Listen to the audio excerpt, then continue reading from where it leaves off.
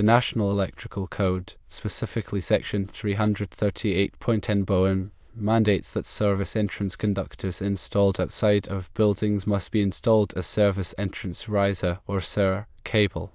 Conversely, Section 338.10b2 dictates the service entrance or C cable may only be utilized for service entrance conductors installed within the confines of buildings. These regulations have been consistently enforced. The use of SC cable for outdoor service entrances has not been permissible. Therefore, the installation encountered involving SC cable on the exterior of the townhouse represents a violation of the NEC. The local building inspector's assessment is inconsistent with the established code. For clarity, it's crucial to understand the distinctions between SC and SCR cables.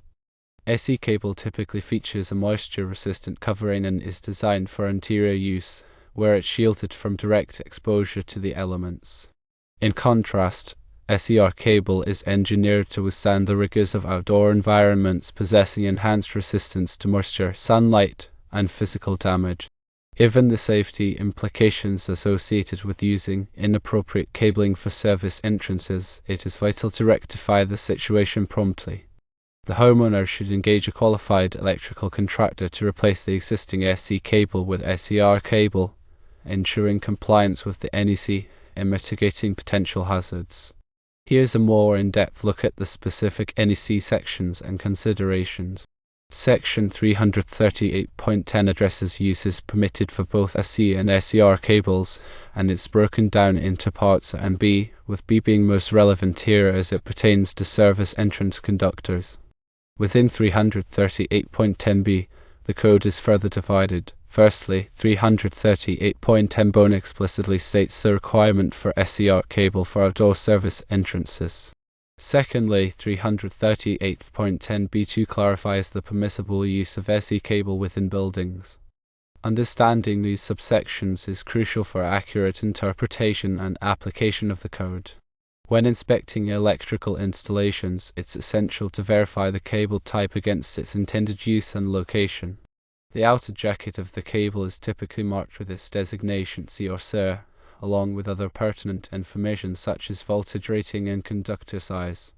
However, relying solely on visual inspection can be misleading, especially in older installations where markings may have faded or become obscured. In such cases, consulting the original installation documentation or seeking expert opinion is advisable. From a safety perspective, using the correct cable type is paramount to prevent electrical hazards. SE cable, when exposed to outdoor conditions, is susceptible to degradation from moisture and ultraviolet radiation, potentially leading to insulation breakdown, short circuits, and even fire. SCR cable, on the other hand, is designed to withstand these environmental factors, ensuring long-term reliability and safety. Moreover, proper installation practices are equally important. Cable terminations must be made securely and in accordance with manufacturer's instructions to prevent loose connections and overheating. Additionally, the cable should be adequately supported and protected from physical damage throughout its entire run. When replacing SC cable with the SCR cable, several factors should be taken into consideration. Firstly, the replacement cable must be of the correct size and capacity to handle the electrical load of the service. This requires careful calculation based on the connected loads and applicable demand factors outlined in the NEC. Secondly, the grounding and bonding connections must be properly established to ensure a safe and effective grounding path. Thirdly, the cable entry point into the building should be weather-tight to prevent moisture ingress. It's also worth noting that local amendments to the NEC may exist, which could impose additional requirements or restrictions on service entrance installations. Therefore, it's essential to consult with the local building department or a qualified electrical inspector to ensure compliance with all applicable regulations. Furthermore, the NEC provides guidance on the selection and installation of overcurrent protection devices such as circuit breakers and fuses to protect the electrical system from overloads and short circuits. These devices must be properly sized and coordinated to provide adequate protection without nuisance tripping. In addition to the technical aspects of cable selection and installation, it's also important to consider the aesthetic aspects. Exposed cables should be neatly routed and secured to minimize visual clutter and maintain a professional appearance. Where possible, cables should be concealed within walls or conduits to enhance the overall aesthetics of the installation. In summary, the use of SE cable for outdoor service entrances is a clear violation of the NEC and poses a significant safety risk. The correct cable type for this application is SER cable, which is designed to withstand the rigors of outdoor environments. When replacing SE cable with SER cable, it's essential to follow proper installation practices and comply with all applicable codes and regulations. By taking these steps, you can ensure a safe and reliable electrical service for your home. The NEC, updated every 3 years, serves as the cornerstone for electrical safety standards in the United States. It's essential for electricians, inspectors, and homeowners to stay abreast of the latest revisions to ensure compliance and maintain a safe electrical environment. Continuous education and training are crucial for staying informed about code changes and best practices in the electrical industry. Online resources, industry publications, and professional organizations offer valuable information and training opportunities for electrical professionals. Remember that electrical work can be dangerous, and it's always best to consult with a qualified electrician if you're unsure about any aspect of an electrical installation or repair. Attempting to perform electrical work without proper knowledge and experience can lead to serious injury or property damage.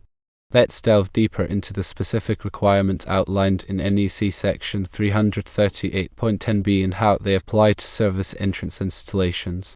As previously mentioned, 338.10b explicitly mandates the use of SER cable for service entrance conductors installed outside of buildings. This requirement is not merely a suggestion but a strict code provision designed to ensure safety and reliability.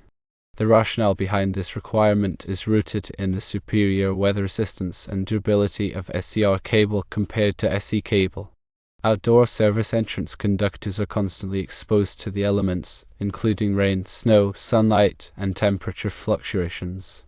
These conditions can degrade the insulation of SE cable over time, leading to potential electrical hazards. SER cable, on the other hand, is specifically designed to withstand these harsh environmental conditions, providing a longer-lasting and safer installation. In contrast, 338.10b2 permits the use of SE cable for service entrance conductors installed within buildings. This allowance recognizes that interior environments are generally less demanding than outdoor environments, and SE cable is adequate for these applications. However, it's important to note that SE cable must still be installed in accordance with all other applicable code requirements, including those related to support, protection, and termination. When inspecting a service entrance installation, it's crucial to verify that the correct cable type is used in the appropriate location. This requires careful examination of the cable markings, as well as a thorough understanding of the NEC requirements. If there is any doubt about the cable type or its suitability for the application, it's always best to err on the side of caution and consult with a qualified electrical inspector. In addition to cable type, other factors to consider during a service entrance inspection include the condition of the cable insulation, the tightness of connections, and the presence of any signs of damage or deterioration. Any deficiencies should be promptly addressed to prevent potential electrical hazards. Furthermore, it's important to ensure that the service entrance equipment, such as the meter and disconnect switch, is properly rated for the electrical load of the building. Overloading the service entrance equipment can lead to overheating, equipment failure, and even fire. The NEC provides detailed guidance on calculating the electrical load of a building and selecting the appropriate service entrance equipment. In addition to the NEC requirements, local codes and regulations may also apply to service entrance installations. These local requirements may vary depending on the jurisdiction and may be more stringent than the NEC in some cases.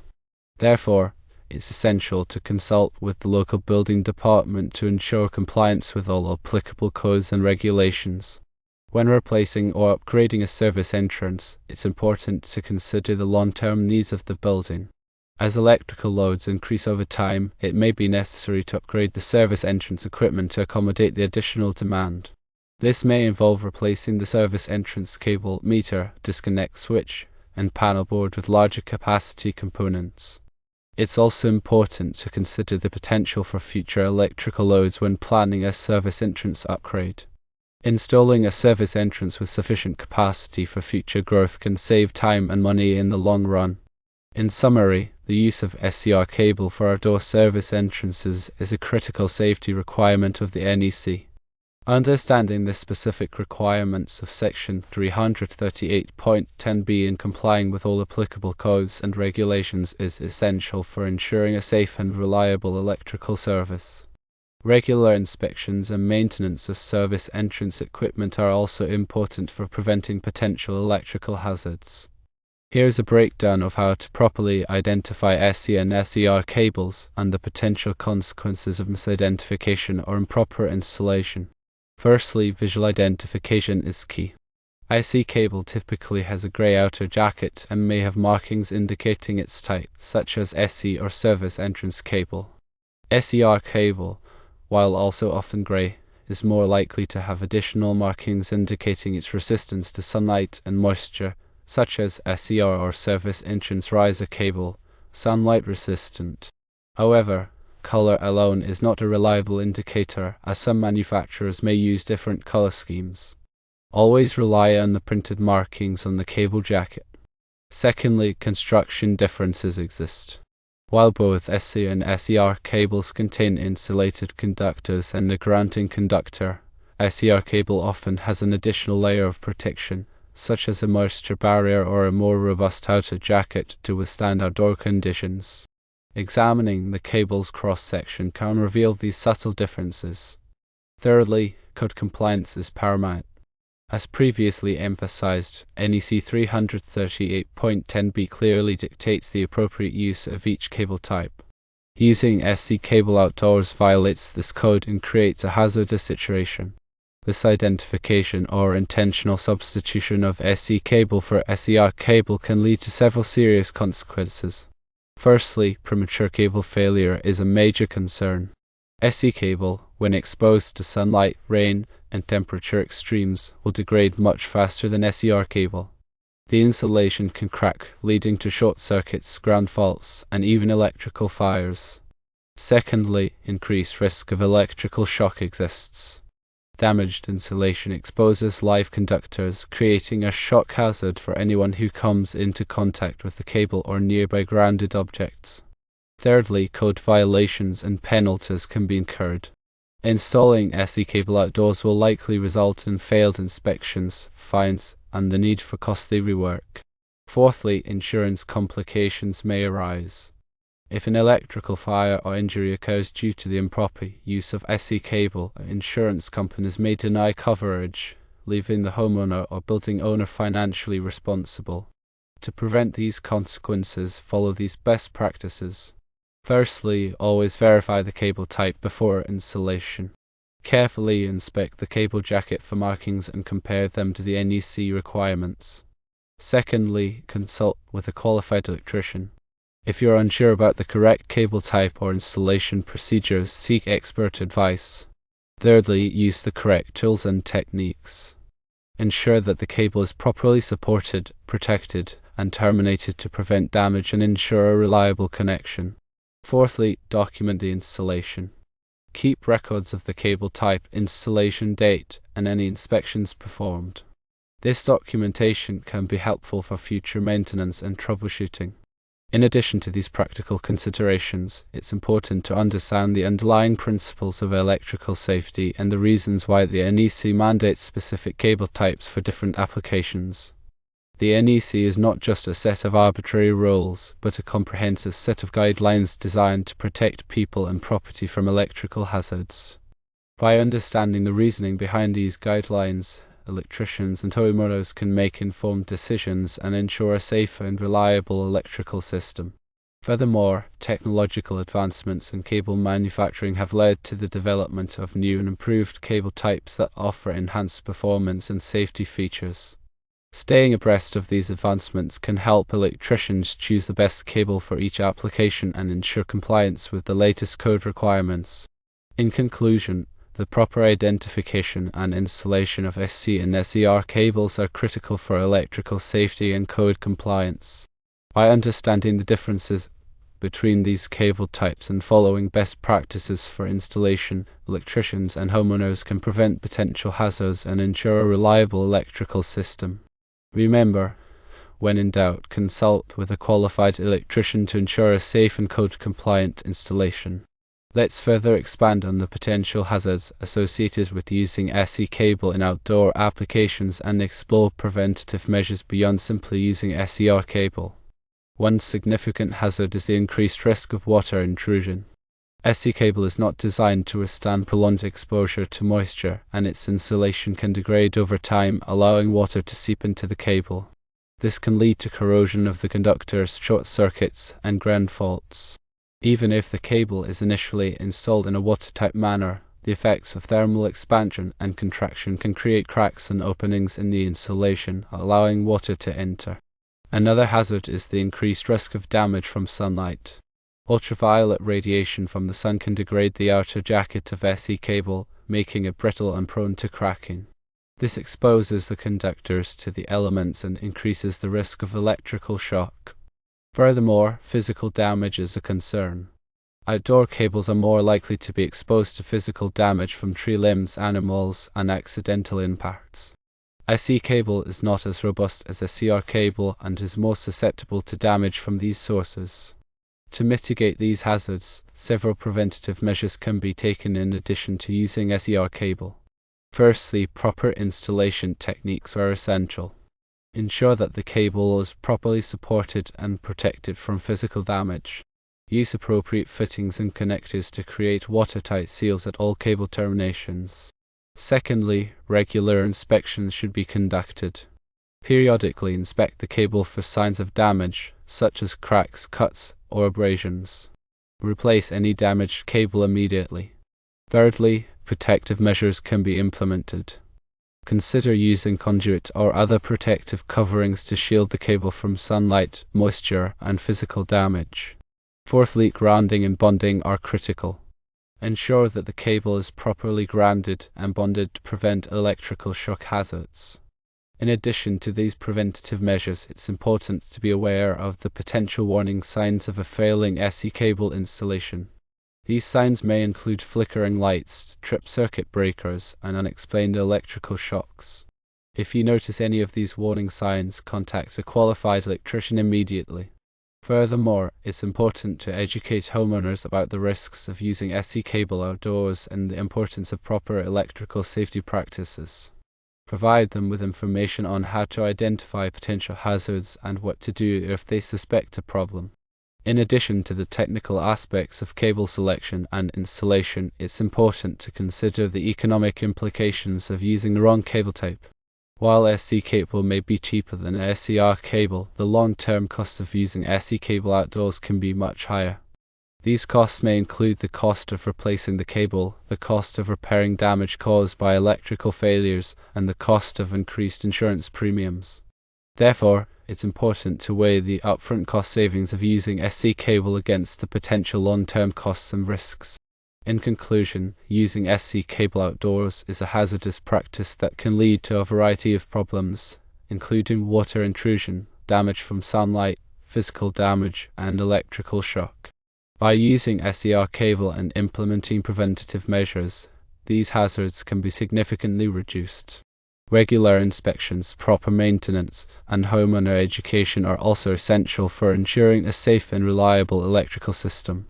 And remember, when it comes to electrical safety, it's always best to err on the side of caution and consult with a qualified electrician.